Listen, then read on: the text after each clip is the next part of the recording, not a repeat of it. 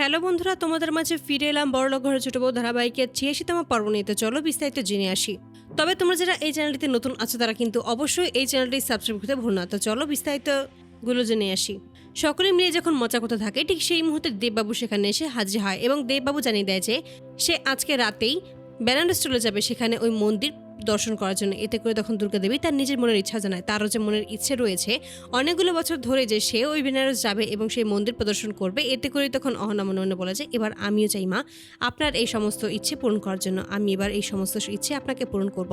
ঠিক তখনই দুর্গাদেবীকে বলে যে তাহলে তুমিও চলো আমাদের সাথে। ঠিক তখনই দুর্গাদেবী জানে যে এতগুলো টাকা আমি কোথায় পাবো, আর কত বা টাকা লাগবে। ঠিক তখন বলছে ২৫,০০০ টাকা। এতে করে তখন অবাক হয়ে যায়, বলছে ২৫,০০০ টাকা লাগবে, এই সমস্ত কি বলছো, আমার এইভাবে কখনো যাওয়া হবে না, ২৫,০০০ টাকা আমি কোথায় পাবো।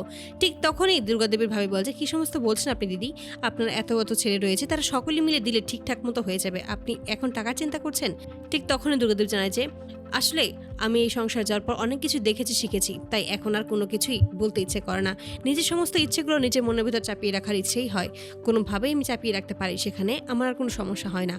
আমাদের ছেলেরা কাজ করে ঠিকই, কিন্তু যারা নিজেদের সংসার রয়েছে সেই সমস্ত সংসার কিন্তু ঠিকঠাকভাবে চলার জন্য হলেও তো ইনকাম করতে হবে। সেই সমস্ত ইনকাম তো সব সময় খরচ করার পিছনে চলে যায়, এক্সট্রা আমার জন্য তো কোনো টাকা থাকে না। ঠিক তখনই অহনা খুব কষ্ট পায় যে এভাবে সকলের সামনে দুর্গাদেবী এমনভাবে কথা বলতে পারলো শুধুমাত্র তার কাছে টাকা নেই বলে।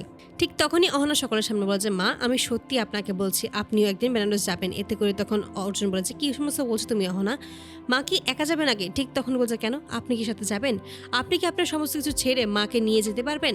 মাকে তো সেই একাই যেতে হবে, তাহলে এই সমস্ত কথা কেনই বা বলছেন? যেখানে মাকে একাই যেতে হবে সেখানে মা একাই না হয়ে যাবে, আপনাদের তো কাউকে কিছু বলছে না। তবে আমি যদি সাথে যেতে পারতাম সত্যিই খুব বেশি ভালো হতো। তবে আমার ইচ্ছে ছিল, কিন্তু সেটা যদি না হয় তাহলে কোনো ব্যাপার না, সে সমস্ত কিছু ম্যানেজ করা যাবে। ঠিক তখনই অবাক হয়ে দুর্গাদেবী অহনার কথা শুনতে থাকে আর বলে যে এই মেয়েটা যে সত্যি আমার জন্য এত ভাবছে, এত ভাবতে পারে, এটা আমি কখনোই ভাবতে পারিনি। এই মেয়েটা সত্যি আমার বাড়ির জন্য লক্ষ্মী। ঠিক সেই মুহূর্তে কথাটাকে ঘুরিয়ে বলছে আচ্ছা ঠিক আছে, সেই সমস্ত কিছু পরে দেখা যাবে। ঠিক তখনই খোকন বলে ওঠে যে মা আমি সত্যি তোমাকে আমার সাথে করে নিয়ে যাবো। এতে করে খুশি হয়ে যায় দুর্গাদেবী, আর তখনই বলছে ঠিক আছে এই সমস্ত কথা পরে বলা হবে, এখন টুকটুকি কি আমরা একটু সাজিয়ে দিই, আমরা তো আসার পর থেকে ওকে একদম সময় দিই না, আমরা এখানে বসে পড়েছি, চলো আমরা ওকে সাজিয়ে দিই। এই পরে তখন সকলে মিলে চলে যায়। অপরদিকে দেখা যায় সকলে মিলে পুরো বাড়িটাকে খুব সুন্দরভাবে সাজিয়ে তোলে, ও পুরো আশীর্বাদের জন্য ব্যবস্থা করে ফেলে। ঠিক সেই মুহূর্তেই দেখা যায় যে টুকটুকির হবু শ্বশুরবাড়ি থেকে লোকজন চলে আসে। ঠিক সেই মুহূর্তেই দুর্গাদেবীর ছোট ভাই সকলের সাথে পরিচয় করে দিতে শুরু করে। এতে করে তখন সকলের সাথে পরিচয় করানোর পর টুকটুকির হবু শ্বশুর বাড়িরা লোভে পড়ে যায় আর বলছে এত বড় লোক বাড়ির আত্মীয় স্বজন রয়েছে, তার তো নিশ্চয়ই আরও বেশি গহনা দেবে, তার মানে আমাদেরকে আরও বেশি ডিমান্ড করতে হবে। এই সমস্ত ভাবতে ভাবতে যখনই টুকটুকি তৈরি হয়ে তাদের সামনে আসে, যখনই তাদেরকে প্রণাম করে, ঠিক সেই মুহূর্তে ক্ষিপ্ত হয়ে যায় টুকটুকির শ্বশুর ও শাশুড়ি। আর তখনই বলেছে এই সমস্ত কি কাজ করছেন আপনি? এতে করে তখন দুর্গাদেবী ছোট ভাই একটু অবাক হয়ে যায়, বলছে কি সমস্ত কাজ করেছি আমরা? ঠিক সেই মুহূর্তে বলছে আপনাদেরকে আমরা আগেই বলেছিলাম লেনাদেনের ব্যাপারে সমস্ত কিছু ক্লিয়ার করেছিলাম, তাহলে আপনি কেন হঠাৎ করে আজকে এই সমস্ত কাজ করছেন সেটাই তো বুঝতে পারছি না। আপনি তো নিজের কথা দিয়ে কথাই রাখতে পারলেন না, আপনাদের বলেছি যে সমস্ত কিছু দিয়ে দিতে হবে, আর আপনাদেরকে এটাও তো বলেছি যে মেয়েকে পুরোপুরিভাবে সাজিয়ে দেবেন, মেয়ের গলাতেও শুধুমাত্র একটা হালকা গহনা ছাড়া আর কোনো কিছুই নেই। আপনারা এত কম দেবেন সেটা তো একদমই বুঝতে পারিনি, এত কম স্বর্ণ দিলে কি হবে নাকি? ঠিক তখনই দুর্গাদেবীর এক ভাবি এসে বলেছে আপনারা এমন করে বলবেন না, আমার দুটো মেয়েরই তো ব্যবস্থা করতে হবে, ওদেরকে পড়াশোনা করানোর পেছনে অনেক টাকা খরচ হয়ে গেছে এবং ওর বাবা ছোট্ট একটা চাকরি করে, সেখান থেকে কত বা ইনকাম করতে পারে, সেই সামর্থ্য অনুযায়ী এই সমস্ত কিছু করা হয়েছে। আর আপনারা জানেন তো এখন সোনার দাম কত বেশি, তাহলে আপনারা দয়া করে এমনভাবে বলবেন না। ঠিক তখনই টুকটুকির হবু শাশুড়ি বলছে এই সমস্ত কথা তো এখন বলে চলবে না, আমরা তো আগেই সমস্ত কথা বলে গিয়েছিলাম। এই সমস্ত কথা শুনে ক্ষিপ্ত হয়ে যায় দুর্গাদেবী ও অহনা। ঠিক তখনই অর্জুন এসে বলছে আপনারা দেখুন এই সমস্ত কিছু ভুল হচ্ছে, আপনারা সমস্ত কিছু একটু মেনে নিন। আমার মামাজি যা পেরেছে সেই সমস্ত কিছু দিয়েছে, আর মামাজি যা বলছে সেই সমস্ত কিছু পরবর্তীতেও দিয়ে দেবে। আপনারা এমন কোনো চিন্তা করছেন, এখন কোনো চিন্তা করবেন না, এখন আশীর্বাদের সময় আশীর্বাদটা করে ফেলুন। ঠিক তখনই টুকটুকি শ্বশুর বলছে না এটা কোনোভাবেই হবে না। টুকটুকির বাবাকে বলেছে আপনাকে তো আমি বলেছিলাম যে সমস্ত কিছু ঠিকঠাক মতো করিতে, তাহলে আপনারা কেন এই সমস্ত কাজ করেন? আর আপনাদের যে এত বড় লোক আত্মীয় রয়েছে সেটা তো কখনোই আমাদেরকে বলেনি। ঠিক তখনই দুর্গাদেবী ক্ষিপ্ত হয়ে বলছে আপনাকে ভাইজান একটা কথা বলি, আমরা বড়লোক কি বড়লোক না সেটা দেখে আপনিই বা কি করবেন? আমার ভাই তার নিজের সামর্থ্য অনুযায়ী তার মেয়েকে বিয়ে দিচ্ছে, আর এটাই সব থেকে বড় পাওয়া। আর আমরাও তো আমাদের বাড়ি থেকে চারটা ছেলেকে বিয়ে করিয়েছি, কই আমরা তো কখনো এরকমভাবে যৌতুকের জন্য চাপ দিইনি। ওরা খুশি হয়ে যা দিয়েছে আমরা সেটাই নিয়েছি। ঠিক তখনই টুকটুকের হবু শ্বশুর বলছে, আপনারা মহান, কিন্তু আমি তো এত মহান নই, তাই আমি এই সমস্ত কাজ করতে পারবো না। আমাকে এক্ষুনি 2 লক্ষ টাকা হাতে দেবেন ক্যাশ, তারপরেই এই আশীর্বাদ হবে, এই না হলে এই আশীর্বাদ হবে না। আপনারা কি ভেবেছেন যে আপনাদের মেয়েকে বিয়ে করার জন্য আমরা চুপ করে রয়েছি? কখনোই না। আমাদের ছেলের জন্য আরো বড় বড় ঘর থেকে বিয়ে সম্বন্ধ এসেছিল, আমরা সবটা না করে দিয়েছিলাম শুধুমাত্র আপনার মেয়েকে আমাদের বাড়ি থেকে বিয়ে করে নিয়ে যাবো বলে। কিন্তু আপনারা এই সমস্ত উল্টো কাজ করবেন সেটা আমরা কখনোই ভাবতে পারিনি। ঠিক তখনই অহনা ছুটে এসে সামনে এসে বলেছে, একটা কথা বলে আপনাকে, আপনি কিছু মনে করবেন না। আপনাদের ছেলের জন্য যদি সত্যি এত ভালো মেয়ে পেয়ে থাকেন, এত ভালো ভালো সম্বন্ধ পেয়ে থাকেন, তাহলে সেখানে কেন বিয়ে করেন আপনাদের ছেলেকে?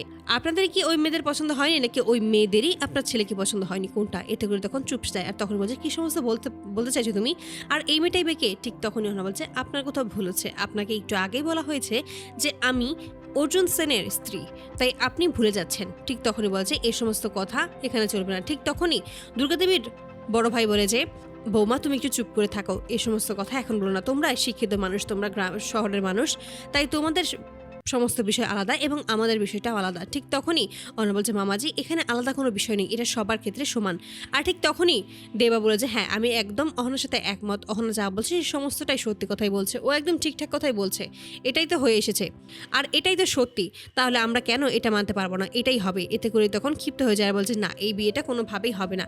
ঠিক তখনই দুর্গাদেবী বলে যে, কি সমস্ত কথা বলছেন?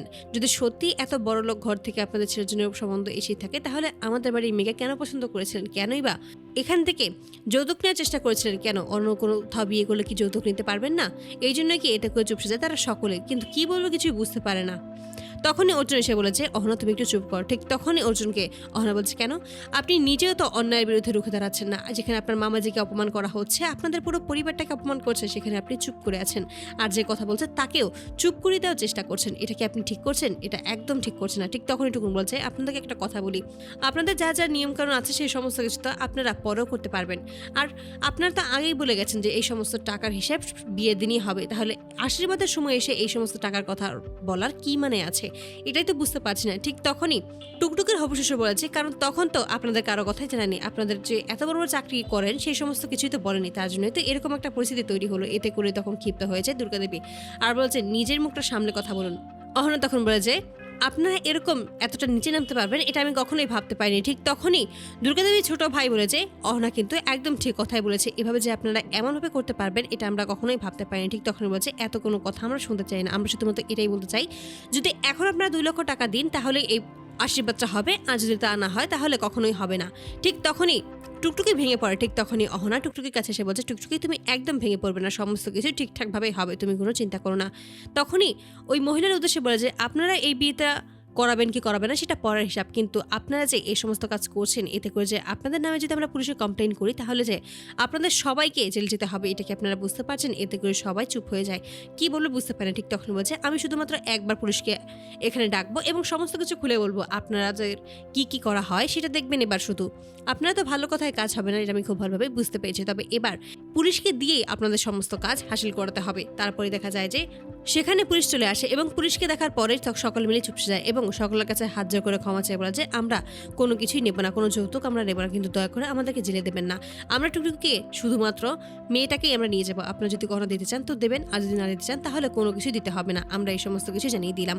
তো বন্ধুরা, তোমরা কি চাও যেন এবার এভাবেই শেষ মুহূর্তে যেন পুলিশের ভয় দেখিয়ে, পুলিশকে দেখে যেন টুকটুকিকে সমস্ত কিছু থেকে মেনে নেয় টুকটুকি শ্বশুরবাড়ির লোকেরা? অবশ্যই তোমরা তোমাদের মতামত কমেন্ট বক্সে জানাতে ভুলবে না। ধন্যবাদ।